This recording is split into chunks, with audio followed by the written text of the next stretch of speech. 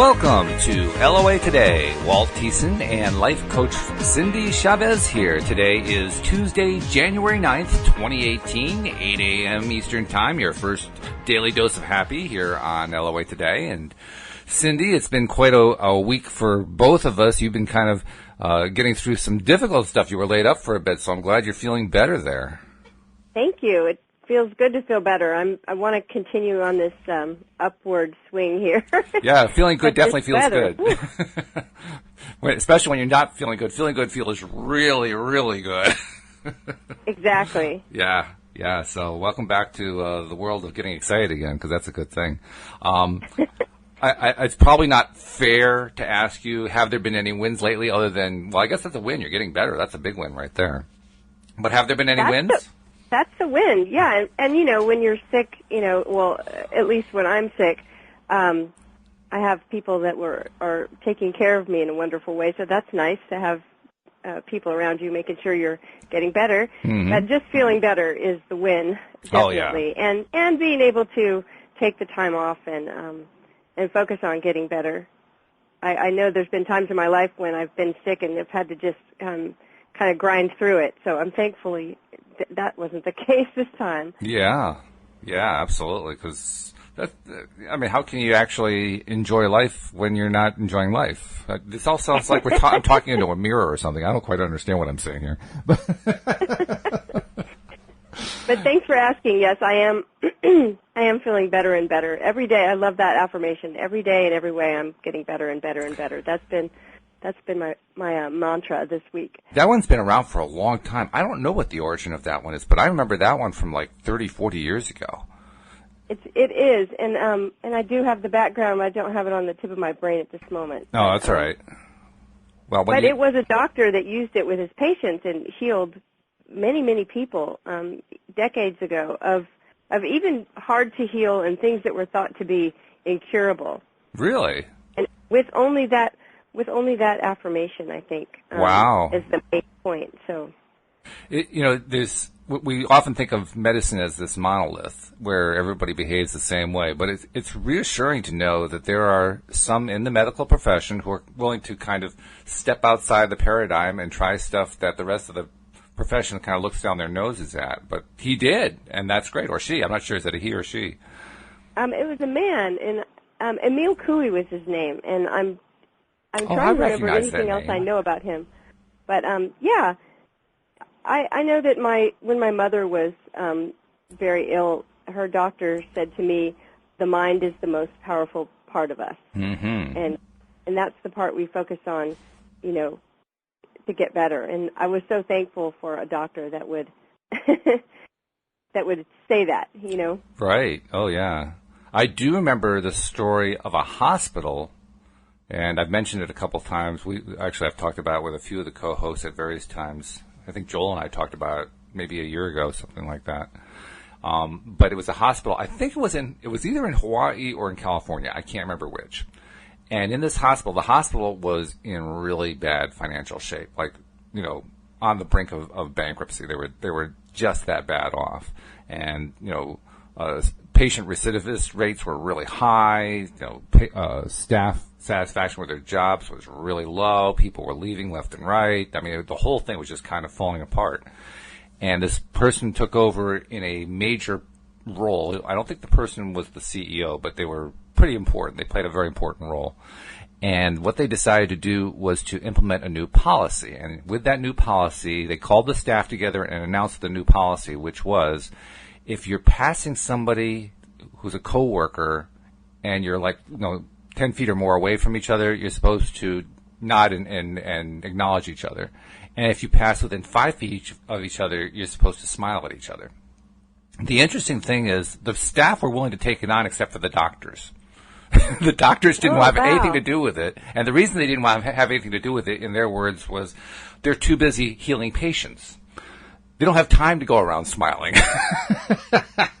Oh, wow.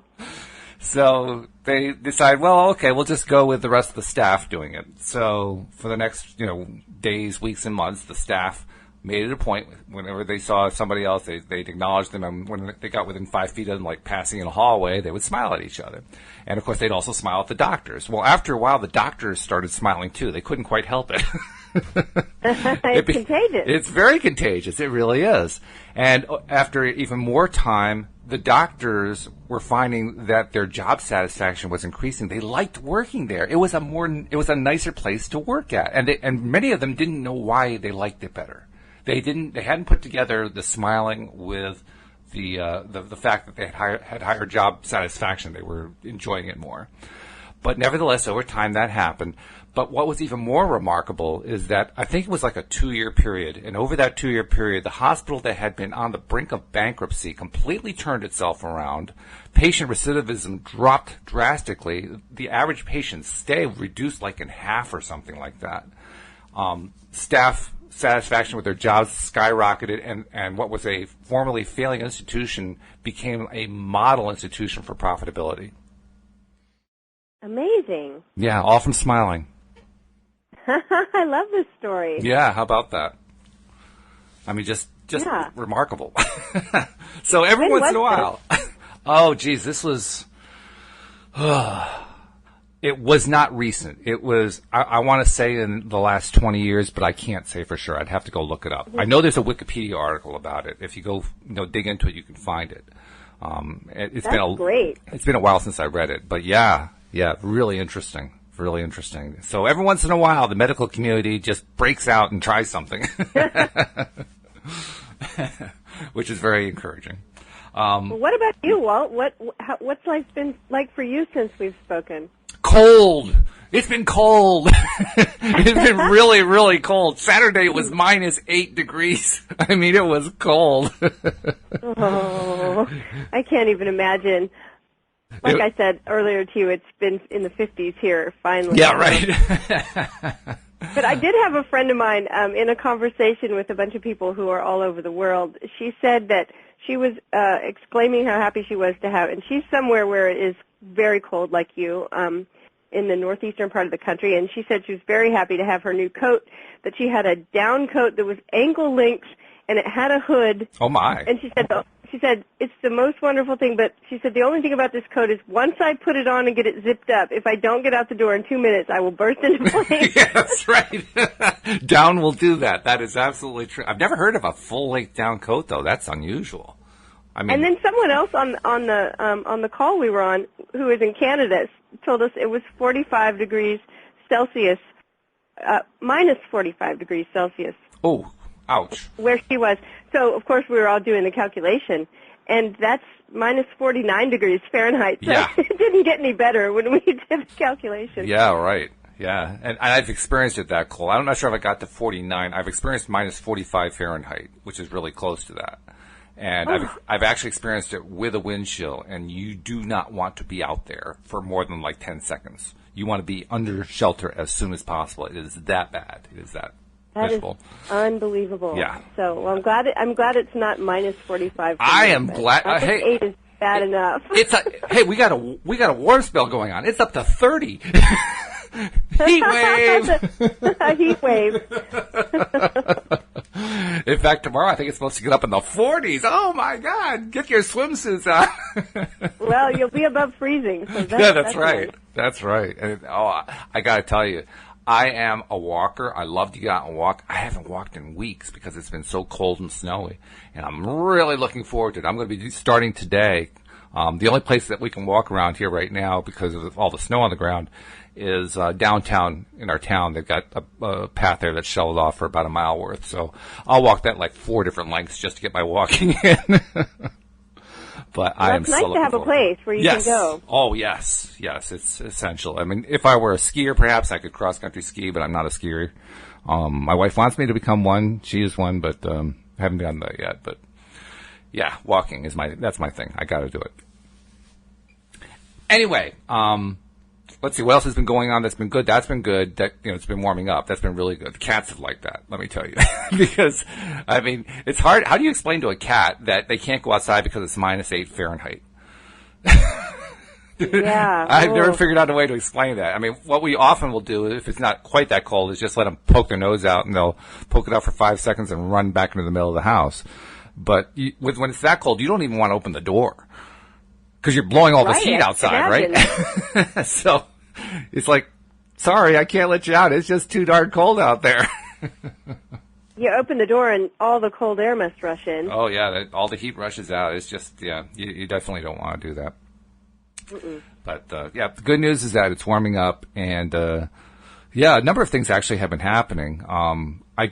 First of all, I don't know if I told you, I have never read all of the Abraham Hicks books. I've read a couple of them, but I never read all of them. And I said to myself last month, you know what, I really should read them all, because there's probably some good stuff in there I haven't even paid attention to yet.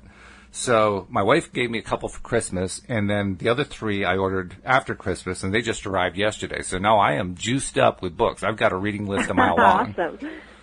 So that's a really good win right there. Well, the thing about those books as well, and most books, I will say, I think, especially to me, books of this nature, is that, you say that I haven't read them all, so there's probably a lot of good stuff in there that I've missed or that I haven't gotten yet. And what I see also is that I have read them all, and I'll go back, in a year and read one that I've already read and read all kinds of things that I don't remember being there before. Oh, yeah. Or that I didn't see. I think it has to do with that information filter, right? Right, yeah. We see certain things that are exciting to us at the time, and we put those into practice, and then we come back, and we're a different person if we come back in a year and read it, and so the book feels different. And it's a wonderful thing to read a book that you're already familiar with and find all these new, treasures in there. Yeah. And they're not all small. Some of them are big. I was reading their book, The Law of Attraction, for the first time. And a show I did with Joel, I mentioned to him that one of the things I ran into was their claim in that book that there isn't one universal law. There are actually 3 of them: the law of attraction, science of deliberate creation, and the art of allowing. And he said, I read that book. I don't remember there being 3 laws in there. I don't remember that either. There are 3 laws. It's spelled out as 3 separate laws. I didn't realize that the art of allowing was a law. I didn't realize the science of deliberate creation was a law. But it is. It's spelled out as a law. Who knew? How did we miss that, right? It seems like a big thing to miss. It does. Sure. Yeah. Like, where were we? What was our attention on? Oh, my goodness. But I guess it's all ties into the topic for today, really, because the topic is resistance. And resistance is how we miss stuff. I mean, it isn't that stuff doesn't come on into our lives. We just plain miss it. We just it's like the lights are on, but nobody's home. It's just crazy how we miss stuff. But we're made in a way that we're naturally going to miss a lot. This is true. Yeah, you and I were talking about that. Yeah.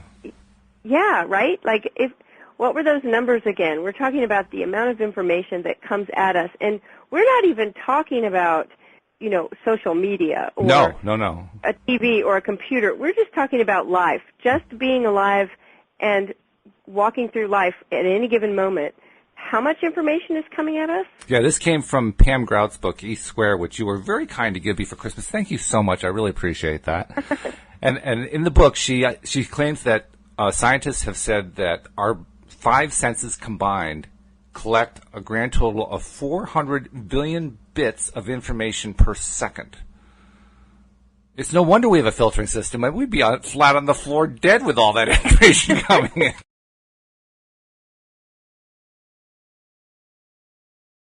We lose the information, the amount that we can take in 1 second.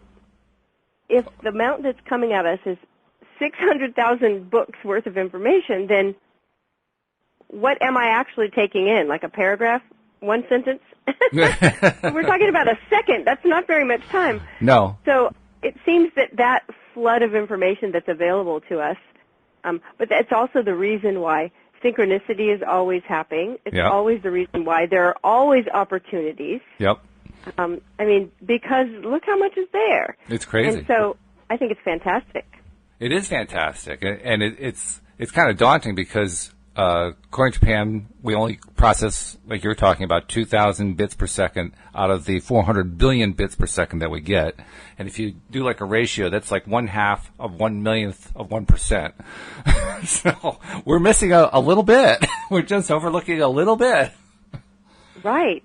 It does open up so much, for me anyway, excitement about how much is out there, how many possibilities are available. Yeah, it's and really I think that's the whole idea of we talked about it before, and you'll hear this in LOA conversations a lot. The idea of the reticular activation is that it's whatever we're focused on, we just start seeing all the time. That's right. Yeah.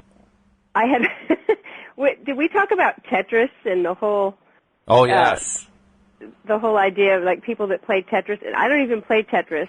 But I had put together, by our back door is a bin for the recycling. Mm-hmm. And I was really trying, this freezing weather we were talking about, I was really trying to avoid going out the door just like one more day. And so I had like broken down all these boxes and I had put them in there. I was really kind of proud of myself of how I got everything into that one little thing. And someone came in and said, "Oh, you look like a Tetris player the way you did this." But it's just the focus, right? It's like wherever we put our focus. And so people that play Tetris a lot, it's said that when they go in the grocery store, they're looking at the boxes on the shelves and trying to figure out how they would be better placed. We should probably explain what Tetris is, too, for people who are non-Tetris aficionados. I mean, I know what it is just because I've heard the stories before, but a lot of people have no idea. What the heck is a Tetris? Right, it's a video game where these little box-shaped things and like maybe L shapes and T shapes and squares start falling from the top, and you need to move them down to the bottom where they're stacked in a way where they'll all fit, where you don't have empty space. So they start coming down faster and faster, and that's the skill of it, is being able to move them around quickly and get them all where you don't have empty spaces. And so I really didn't leave any empty space in that recycle bin at all. I was just... going back to the reason why I brought it up is because we have in our brain a system called the reticular activation system, and it is what helps us notice things that are either correct, things that are the way they should be, or the way they shouldn't be. They're out of order. So I like to explain it to people sometimes as if I have a branch that kind of taps on my window at night when the wind blows, in my brain, I will have recognized that as a normal sound, and that's probably not going to wake me up. But if a person were to come tap on my window, it may be a really similar sound, but not quite similar enough for my brain to recognize that it's not a problem. And I may wake up and think something's going on because my reticular activation has just alerted me, okay, this isn't normal. This is out of the ordinary. Right. And so it's that same part of our brain that we always use this example because it happens to so many people, but someone will buy a car and think that it's a very unique car. Like, I've never seen a Volkswagen Bug this particular color. I'm so proud of my new car. And then they get on the interstate, and on the way home they see like 4 of them. Right. It's like all of a sudden. And so that reticular activation, when we learn how to use it correctly, deliberately, yeah, we can start noticing all those things that are bits of information we've been filtering out. I was also realizing, too, the Tetris thing, that explains something that my wife and I have seen numerous times in our local supermarket, because the stocking clerks there have a tendency to take things like, stacks of Pepsi 6-packs or cereal boxes or whatever, and then they tend to stack them as a display at the very front of the store right next to the checkout, right next to the door that you come in, so you see this display in front of you. And the display, they take advantage of the different colors, and they'll spell out like messages like "Welcome to Stop and Shop," or since we're in the Northeast, "Go Patriots," or "Go Mets," or "Go Yankees," or something like that, or "Go Red Sox." Wow! Yeah, they'll do stuff like that, and you can just see they were fitting that together in a Tetris way, trying to figure out, okay, so how do we make this pattern to come out just the way it needs to? Right. That's funny, thinking of Tetris in the grocery store, because our grocery store these guys, we bring our own shopping bags, right? And it's like we'll bring 3 shopping bags. Well, yeah, that's enough. And then we have stuff in the cart. And somehow these guys they can pack it all into one. Like, these shopping bags are always like 50 pounds. And I always tease them. It's like, do you have to be like a Tetris grandmaster to get a job here? Because the way you guys pack this bag, like, it's unbelievable. Or else you were like the, geometry champion in high school or something. It's amazing. Well, Louise and I usually do the shopping together, and the clerks will ask, how much do you want us to pack it? And she'll say, oh, just fill it right up. He's carrying it. Right? I'm the one that always goes, wait, stop. Could you pack that a little lighter? Yeah, right. I don't think I'm going to be able to lift it out of the cart when you're done. But it's funny. It's funny how we are very good at fitting stuff together like that. And you're right, noticing the patterns that are not right and so forth. And yet there are so many things we miss. I mean, that ties into what we're talking about before, about all the information that hits us. But I guess maybe it's the fact that we have all that information that we miss that leads us to start disbelieving and start doubting, that something like the law of attraction could exist, or even having faith about anything for that matter, because we hope for one result, we get a different result that is the opposite of what we're hoping for, and we say, well, this stuff doesn't work, or I don't think it's going to happen, or I doubt that it's going to happen, and that's where the resistance comes in. So the question, and this is the question of the day, how do we get ourselves out of that resistant posture? Right, and I think that you're so right about the fact that we filter information out automatically and that we don't see certain things. And yes, I absolutely think that lends itself sometimes to supporting us in our resistance, because we're not seeing what we want to see. Maybe we want something to happen, but we're not seeing any signs of it, which when we think about how many things are going on that we're missing, it's actually really helpful, right, to say, oh, there's so much that I'm not seeing, so I'm not going to jump to this conclusion that it's not happening, whatever it is. No, I tend to jump to the conclusion that somehow I've had my eyes closed, and why didn't I see it? Right. So resistance is, resistance is the key, or being able to let go of resistance is the key to that law that you talked about, allowing. Mm-hmm. The art of allowing. Right. It's resistance that keeps us from allowing, and resistance is the thing that needs to be addressed. Yes. And we've all felt it. A certain thing is on the horizon, and we're either saying no to it or actually sometimes saying yes to it. We get attached to a certain outcome, and we want it to happen a certain way. That can be a resistant symptom as much as not wanting something. Oh, sure. In fact, I would even add another category, and that is not being aware of the resistance at all, which is the one that kind of affected me and in some ways haunted me for the longest time, because I didn't really understand why stuff didn't seem to be working the way I thought it was going to work. And when the concept of resistance was first introduced to me, I said, what resistance? I don't know that I'm doing any resisting. How am I resisting? And then I'd start looking at my chest and whatever, like, where's the resistance switch? I want to flip the switch. And there's no switch. Where's the switch? So I wasn't feeling it. I didn't know where it was. I didn't know how I was doing it. And I was lost. Like, well, how do I stop resisting when I don't even know that I'm resisting? It's a good question. I want to hear more about it. I can't say I totally answered the question for myself either, but what I did discover over time, I was willing to consider the idea and to focus on the idea that I was resisting, and I was kind of open to it. Okay, so let's keep my eyes open. Let's see if I am doing it. And what I noticed slowly is every once in a while I get this little hint that, well, there's a way I'm resisting. Why didn't I notice that before? Oh, there's another way that I'm resisting. Why didn't I notice that before? Literally, I think the ARAS is capable, among other things, of filtering out experiences that tell us we're resisting. That's really interesting. I can't really say that I've experienced that, and so now, of course, I'm going to be aware of it. Resisting something without really really noticing. Because generally speaking, I feel like when I'm resisting something, I really feel it in my body. I might ignore it, definitely, probably ignore it. But eventually, it's like it nags at me. And I will feel like I have to address it, or I have to do something about it, because it's not a comfortable feeling for me when I'm really resisting something. Mm-hmm. And so I think that the idea of not even knowing that there's resistance is really interesting, and I'm positive that I've experienced it. I just haven't realized it yet.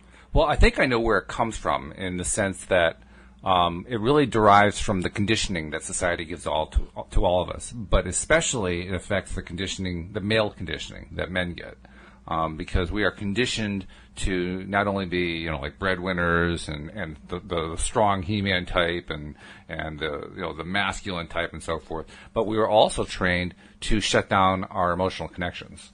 And I think that's what really happens. I think that we learn how to shut off that painful piece over there, and just, it's not even there. It's not in our awareness. It's still there. It's actually causing all kinds of problems for us, but we are cut off. We have basically blocked it so that we don't even pay attention to the fact that it's there. It's the way that, it's the way that you work through pain and pretend that the pain isn't there, and if you do it long enough, you can actually experience that the pain isn't there, even though it really is. I think it's the same thing. So at that point, you're just and I can relate to that. I can understand. That's a better way to describe it. So at times when people are saying no to something in a way that's sort of like, yeah, no, I don't want to do that. That's not in my frame of reference. That's not going to work out for me. And so at that point, it's done. It's pushed off to the side. It's a non-issue. I'm not going to deal with it because it's not something I want. And so they're not considering it because they've already decided that it's a no. And there are even situations where I felt physical pain, but it was more along the lines of no pain, no gain. No, the kind of pain that you get from strong exercise or something like that. And after a while, you do it often enough and you get the endorphin highs that go along with it. You're focused on the endorphin highs. You don't even pay any attention to the fact that your thighs are burning. It's just like, no, it's like, it's nothing, no big deal. Yeah, and I've actually heard stories of people that had gotten themselves into some pretty serious trouble in that way, where they didn't pay attention to a physical pain they were having in their body, especially connected to like extreme working out or something like that, and they gave themselves that message of no pain, no gain, and they just kept going and ended up really injuring themselves. So that could happen. Yeah, you do have to. There's wisdom in the idea of moderation and everything. For me, it happened most often for me when I was a swing dancer an intensive swing dancer for many years. And when you're doing it a lot, especially with somebody like me, I'm very tall. I don't know if I ever told you, I'm 6'8" tall, and so that makes me like really tall compared to everybody else, which is kind of problematic when you're trying to dance with somebody who's 5'6", and especially with swing, because you're doing things like over the arms, over the head, and all that kind of stuff. And it's actually ideal to be relatively the same height. Otherwise, it can be a little bit difficult. So the tall person has to kind of get down into a crouch position in order to do it properly. Otherwise, you're going to just hurt your partner, and you don't want to do that. So you end up getting very strong thighs, and after a night of dancing, I would feel it. My thighs, my calves, throughout my legs, because I was in a crouch position through most of the evening. Now, was I enjoying myself? Absolutely, yes. I mean, let me tell you, it is the most fun activity I've ever done in large groups like that. It's great. But you still have that other side to it. And over time, the amount of burn that you feel actually reduces because your muscles become stronger. They're able to handle, doing that. It's like anything else. You do it over and over and over again. Your muscles are able to just be able to handle it until it gets to the point where it just doesn't hurt very much. Right. But I'm not sure how much of that not hurting very much is because of the masking effect of the endorphins, because that's what endorphins do, right? They mask pain. So how much of that is masked pain? I don't know the answer to that. All I know is that it became easier and easier to do. And the good thing about that kind of exercise, that swing dancing, is you do have built-in limits. The limits happen not because of the pain to your muscles, but because you just run out of wind. You run out of breath. It's like it wears you out. Like, oh, wow. I mean, you're exhausted. You're feeling great, but you don't want to just keep pushing yourself because you'll collapse on the dance floor. So there's a built-in limit. It stops being as much fun, right? Yeah, right. Like, not so much fun when you're looking up like, what's everybody doing over there? Okay, so we've got the resistance of saying, being attached to an outcome. Yes, yes, yes, it has to be this way. I want this. I want it this way. And then the resistance of no, just no. That's not going to I do not want that. That cannot happen. Yes, that, right. And fear can drive that and all kinds of things. And then we have this thing where we're resisting something and we really don't even know that we're resisting it anymore because maybe it's become something that we've resisted for so long that we've now become used to resisting it, where it feels like just a normal thing. Sure. Yep. Yeah. Yeah, there's like multiple categories here. So, yeah. So the real question is, two questions, I think. The first one is, how do we stop resisting? And then second of all, how can we be sure we really did? Well, I think that one way that we can stop resisting is to tap into, first, awareness, especially if something is not working out the way we want it to. We can take a moment to tap into the awareness that we have of actually what's going on to see if there is some of that hidden resistance that you're talking about. Mm-hmm. Okay. And then, you were talking earlier about the smiling in the hospitals. Yeah. And the doctors saying, like, we're too busy. Yeah. We're too busy helping people to be smiling. I love that. Right? And so they were resisting smiling, and they didn't really even know it until they became aware of it and had to think up some kind of answer for it. Mm-hmm. And once they became aware of it, that changes the game a little bit. It does. Because then you have to ask yourself, about it. And so after awareness, I think acceptance is the real key, because when we're resisting something, we're not accepting what is. We're resisting what is. Well, beyond... Because we're wanting something else. Sure, we are resisting what is, but there's another way of looking at it, too. When we are focusing on what we want, we're actually choosing to focus on what we want as if it replaces what is. That's what we're trying to do when we deliberately attract. So acceptance in that case has to not only involve what is, but what we want it to be. It has to be like a shift, doesn't it? I think it will shift, and sometimes automatically shift. In other words, if I want something to be different, and so my focus is really on that new way of being, on that new situation, and that's where my focus is, great. That's awesome. Until it becomes that it's also turning into a resistance to what's actually going on, when that thing out there that I'm trying to focus on isn't happening or seems to not be happening. Oh, okay. Yeah, that's right? good. It's that's like, good. I really want that, and I've got this, and I don't want this. I want that. Yeah. And so I start becoming resistant to what is. I'm resistant to the way things are now, because I really want it to be like that. At this point, now I've got attachment to an outcome, because please, please, please let it be this thing over here. This is the thing I want, this thing over here that I'm focusing on. I don't want this. And resistance starts. Mm-hmm. Yeah, certainly the fact that most people, with or without law of attraction, either without it because they're just not familiar with it, or with it because they're just, they're starting out, they haven't really learned the skill, so to speak, about how to deliberately apply it. We get into the realm of, okay, I've got this bad thing going on, and it's really bad, and I want to get away from this bad thing, so I'm going to try to attract this good thing. Okay, so I put out there, I'm going to attract this good thing, but boy, this is really bad over here. I can't wait for the good thing to show up, because the badness is just badness. It's driving me nuts how bad it is over there. fact, I can hardly even get my attention away from how bad it is. Why can't I get, it's like I put it out there and everything continues to be bad. How can that be? Exactly, and that's exactly how it builds up. And then there's, a lot of times we have a lot of willing accomplices, right? There are plenty of people that are willing to jump right into the discussion with you of how bad things are. Oh, yeah. Yeah. Usually starting off with, oh, I'm so sorry you're having to go through all this badness. Right. Exactly. And so acceptance is sometimes being willing to say yes. I actually heard somebody say this recently. Say yes to your problems. And that's what most people don't want to do. Sure, because it feels like it'll make them more real. That whatever's going on that you're not happy with, I mean, it is what it is. It is going on. And so just saying yes, okay, all right, I'm just going to say yes to this. It changes the energy dynamic.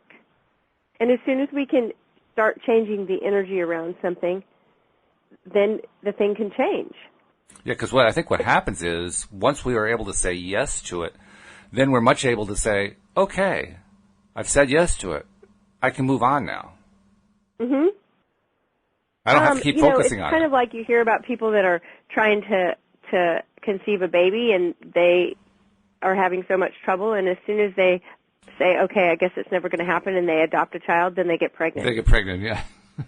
It's that idea of sort of just letting go of that tangle of energy that's surrounding any given situation that is resistance. That's what resistance is. Well, it certainly matches my experience with how I met Louise. Because when I met Louise, leading up to that point, I had been through, how long was it? 15, 20 years of no satisfying relationships, one after another, just crash and burn. And I was getting so frustrated by it. I finally just said, I give up. I'm done with this. And then a week later, a friend of mine calls me and says, hey, I got a friend who wants to talk to you. And I said, no way, I'm not interested. And she said, well, you might want to talk to her anyway, because I think you guys would be a good fit. And I said, oh, all right. And I called, talked to Louise, and one thing led to another, and here we are married some 18 years later. But certainly I had to go through letting go of it, and I was so willing to let go of it. I was willing to let go of talking to anybody. I was done. I mean, like, I am done with this whole scene. Get me out of here. I am done. And just being done was enough. But I love the way you said less than a week later, like you literally said, okay, I'm finished with this. Like, I'm done with it. It seems like a week. It may have been like 2 or 3, but it was a relatively short period of time. Let's put it that way. Yeah. And so I think that's part of it, is that, there are several pieces, but one of the big ones is being willing to be okay with whatever is going on. Okay, I was disgusted. I was done. It was beyond okay. Yeah, you were completely letting go. Yeah, like get out of here as fast as possible. I'm done. You were in the exact, that was the extreme of it, right? Yes. Some people say, well, okay, I guess I'll let go of the idea of having a relationship right now. No, you were like, I'm done forever. Because I was so tired of torturing myself over it, and I finally stopped torturing myself. Well, that's what's interesting is, we were talking about, can you feel when you're resisting? That's what it feels like to me. Especially the longer it goes on, if it's a particular specific thing. Yes. It's like, it feels like torture. It does. And I will just be like, oh my gosh, I cannot, I have got to deal with this somehow because I can't keep feeling this resistance. I hate the way resistance feels. Yes. And so sometimes, it's not always easy to let go of. But I learned an idea maybe 15, 20 years ago that at first I didn't understand it. And the idea was the problem and the solution are the same thing. Yes, and that sounds pretty weird. It doesn't it? It sounds pretty weird, but it turns out to be true. And a lot of times the thing that we're seeing as the problem is actually solving something else. Oh, that's true. Our life. Yeah, that's true. And so there's a payoff. Yep. And so when we recognize that and we kind of flip it over and we start realizing what the payoffs are, that's one way of letting go of resistance in an easier way sometimes, is looking at, it's what you hear people say, look at the bright side. Mm-hmm. It's a question I ask clients all the time as an opening question to a phone call is, what's going right? Yeah. Right? It's what you asked me. What win have you had? Yeah, exactly. Right? Yeah. And we talked about this before the call because I had literally been in bed for 5 days. And, well, what was the win? Well, I definitely got a lot of sleep. Yep. And I didn't worry about anything. I didn't worry about all the normal chores that I would have been doing. Nope. I really let go of all that. I was like, it's not the end of the world if they don't get done, and probably someone else is going to do them. So let go of it. If I had to go on, I probably could write a list of 20 or 30 or 50 things that were like actually the upside of being sick in bed for 5 days. And when we do that, you can feel it in your body that you automatically start to let go of resistance. Yeah, it's almost like a sigh, a body sigh, Mm-hmm. It's like all of a sudden being able to just let go yeah. of all of those things that we would normally just be complaining about, really, mm-hmm. or That's worrying true. about, or Yep. fretting about. Yep. Yeah, very true. And so flipping it over and recognizing, when I heard that say yes to your problems, I was like, oh, No. say yes to your problems. But that is a great step in letting go of resistance. Because we are just saying no, no, no, no, no so much.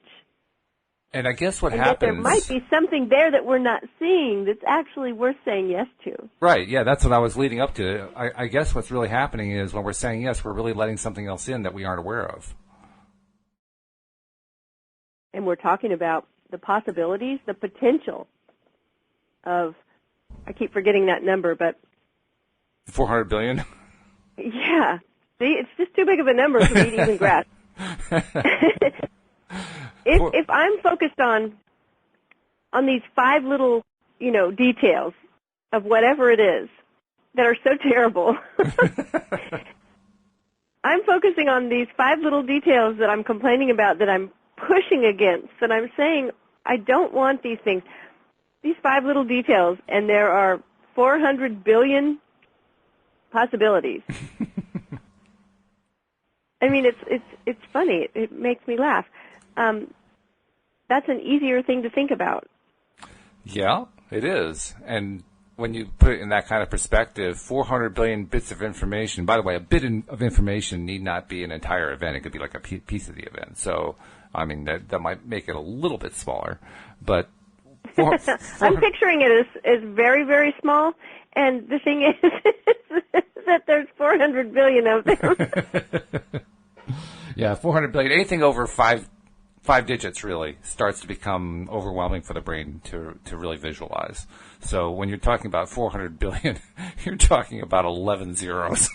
Yeah, it's just ridiculous. So when we're resisting, that's a great thing to remember, is that this thing I'm resisting, it's really so small compared to the possibilities. Mm-hmm. Yeah. And absolutely. so understanding that the more I resist it, and this is the other thing, the more I resist it, the more focus I'm putting on it. And whatever we focus on expands. Yeah, that's the hardest part to come to terms with. And it's why that we're talking about all these different methods for overcoming it, because it just seems so insane that if you focus on something that you don't want, it's going to continue. It just doesn't seem like that's the way it should work, but it always does. Yeah, what we resist persists. Carl Jung, yeah. Yeah. And so learning how to stop resisting, just drop it. Yeah. I actually say that to myself sometimes. When suddenly I become aware, that's a better way to put it. I do feel it. I can feel resistance in my body, but it's the awareness of it. Because I think we go through life on autopilot sometimes. Oh, yeah. Well, especially you have if the kind of things that we do for our job, for our home, whatever, are kind of like we've been doing them a long time, and we can kind of do them in our sleep, and we're just going along. And when we're resisting something, we can just. I have said to myself, let go of that.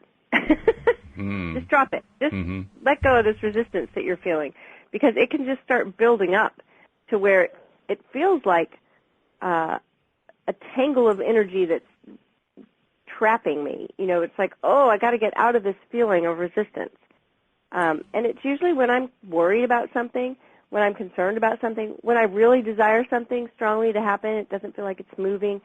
And to recognize that everything, I love this affirmation, I'm in the right place at the right time doing the right thing.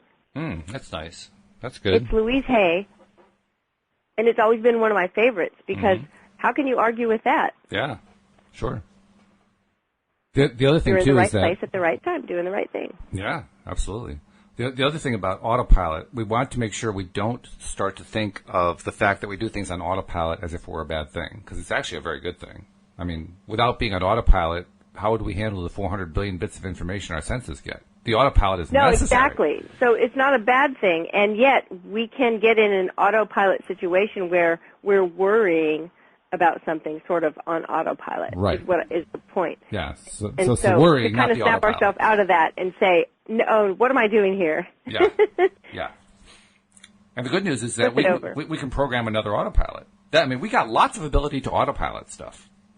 That's what habits are. Well, that's why I think, affirmations and mantras work so well for so many people. If they're used correctly, it's that we can tap into that instead. Instead of worrying on autopilot, we can affirm something better on autopilot.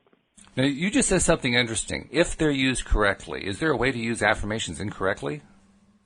Well, I think it goes back to the same thing with all of what we're learning about law of attraction and using the emotional scale and being aware and paying attention to how we're feeling, is that if an affirmation is not causing a better feeling, then I believe that that's not the correct way to use it as far as if you're intending to create something deliberately. So I'll give you an example and a little trick that I like. So using an affirmation, let's say someone's trying to lose weight, and they're using an affirmation that says, I have a healthy, slender body. But they don't believe it because they're looking in the mirror and what they're seeing is not what they want to see, and they don't look healthy to themselves, and they don't look slender to themselves.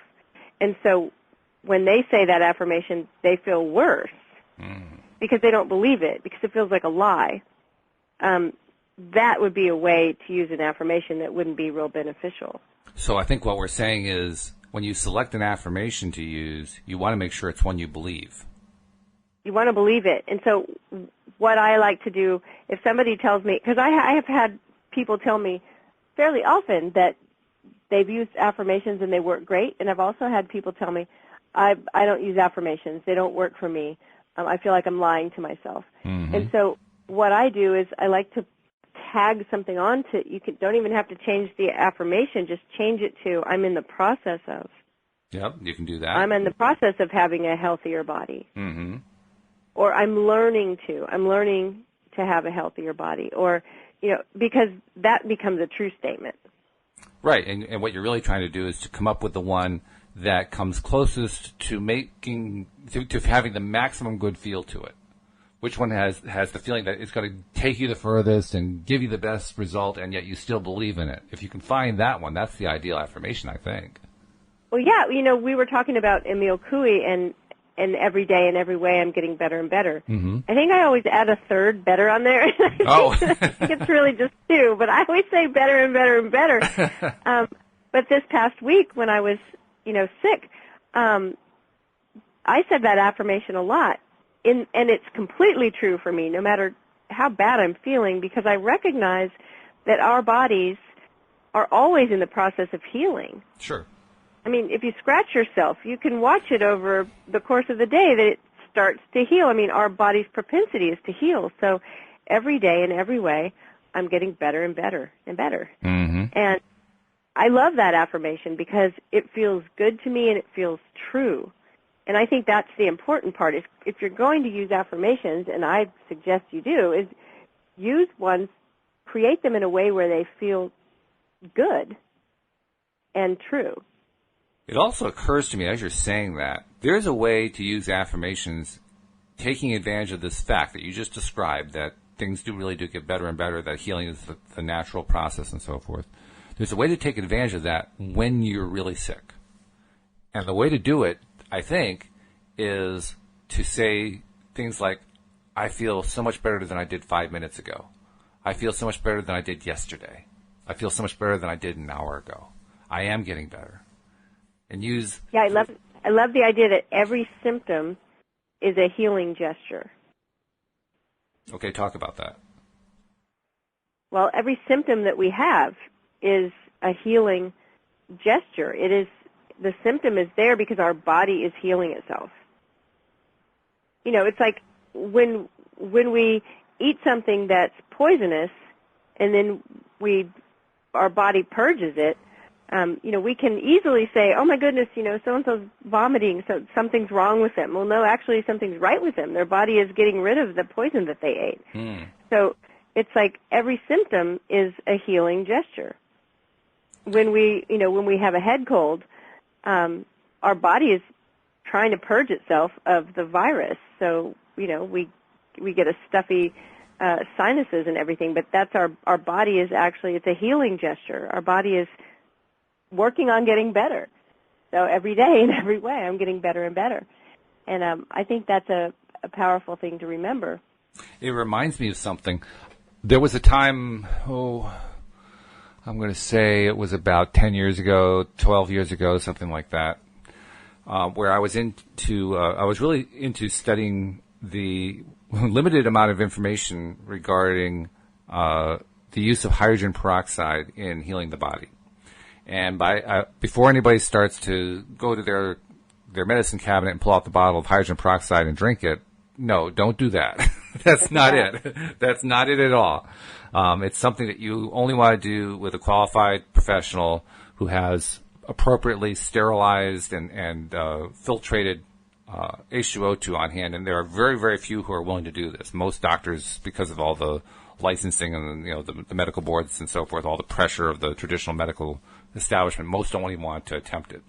So it's not even easy to find somebody to do it. But I had somebody who would do it, and there was one day where I could just feel one of those flus coming on. I mean, it was the first day of it, and I could just tell. You know how it is. You just know this is the bad one. This is the one that's going to knock me down for a couple of weeks, right? Yep. Well, I knew I had that, and fortunately, this doctor who I was working with would let me call, and assuming that her schedule wasn't completely booked and just slammed, she would work a way to get me in, and I would come in to the office, and she'd give me the treatment. Now, the treatment is basically a small percentage of H2O2 sterilized and purified in a concentration of saline. So it's mostly saline that's going into your body, but there's enough H2O2 there. And I won't get into how it works. That's a whole conversation all by itself. But essentially, it kicks off the healing process. So go in, get this thing, and among other things, you get very well hydrated because all that saline is coming into your body, right? That's very hydrating. So that alone helps you feel better. But after that procedure, that particular day where I've got this big flu coming on, I go home, and I had read enough about it to know that there is this after effect that happens. What happens is, as your body goes through and massively does large amounts of healing, it has all these toxic tissues it needs to get rid of. It's killed them off, but it's still in the body and has to kind of flush out. And during the period of time between when it's killed them off and when it's flushed them out is when you can get really, really sick symptoms. You can get really, really sick. I mean, what I thought was going to be bad turns really bad really fast. But if you just let it go and let it work its way out, certainly within 24 hours, and actually usually within about 8 to 10 hours, it all flushes out of you. And once it flushes out, all of a sudden, all the symptoms are gone. It's really an interesting thing to go through, because here's something that I expected would normally take, like a week or two to get over, and I got over it in 24 hours. Amazing. Yeah. And it just shows the power of the body to be able to not only heal in massive amounts, but you go through a little thing of, feeling like you're really, really sick when it's just trying to flush all the toxic tissues out, all the toxic materials out of the body.